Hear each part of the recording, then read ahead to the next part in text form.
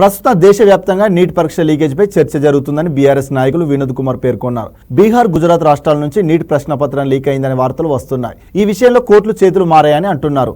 మరి దీనిపై ఈడీ ఎందుకు కేసు నమోదు చేయడం లేదని వినోద్ కుమార్ ప్రశ్నించారు. తెలంగాణ భవన్లో నీట్ పరీక్ష లీకేజ్ పై వినోద్ కుమార్ మీడియాతో మాట్లాడారు. రాష్ట్రం నుండి చాలా మంది పిల్లలు 2015 నుండి నీట్ పరీక్ష మన విద్యార్థులు రాస్తున్నారని తెలిపారు. తెలంగాణ నుంచి 15% మాత్రమే ఆల్ ఇండియా కోటాకు పోతున్నారని చెప్పారు. నీట్ పరీక్షలో సీటు వచ్చిన వేరే రాష్ట్రాలకు మన పిల్లలు పోవడం లేదన్నారు. తెలంగాణలో 25 మెడికల్ కాలేజీలు ఉన్నాయని, మరికొన్ని మెడికల్ కాలేజీలు అందుబాటులోకి వచ్చే అవకాశం ఉందని పేర్కొన్నారు. సీఎం రేవంత్ రెడ్డికి ఆరోగ్య శాఖ మంత్రిని నేను ఒకటే కోరుతున్నాను.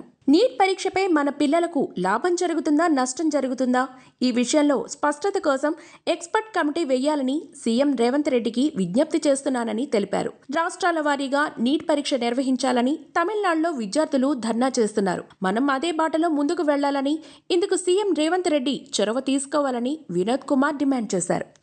ఈరోజు దేశవ్యాప్తంగా నీట్ పరీక్ష పైన ఒక చర్చ జరుగుతుంది. బీహార్లో, అదేవిధంగా గుజరాత్ రాష్ట్రంలో ఈ రెండు కూడా ఎన్డీఏ పరిపాలిస్తున్నటువంటి రాష్ట్రాలు. ఈ రాష్ట్రాల లోపల నీట్ ప్రశ్నపత్రము 30 లక్షల రూపాయలకు అమ్ముకున్నారనేది ఈరోజు ప్రభుత్వమే చెప్తుంది, కేంద్ర ప్రభుత్వం. మరి దురదృష్టవశాత్తు మరి అక్కడికే పరిమితమైంది అని అనుకోవడం లేదు. చాలా రాష్ట్రాల లోపల ఈ పేపరు లీక్ అయి కోట్లాది రూపాయల చేతులు మారినట్టు కూడా చెప్తున్నారు. మరి దీనిపైన ఈడీ ఎందుకు స్పందిస్తుందో అర్థం కావడం లేదు. అంటే రూపాయలు ఎక్కడైతే ట్రాన్స్ఫర్లు అవుతాయో అక్కడ మరి ఈడీ వస్తుందని మనకందరికీ తెలుసు.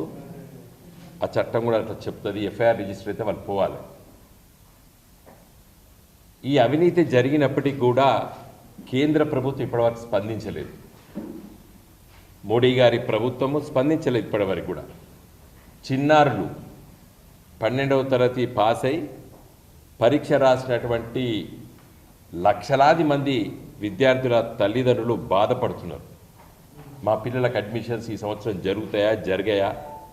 ఇదంతా కూడా మరి ఒక పెద్ద ఆవేదన కలిగిస్తుంది తల్లిదండ్రులకి.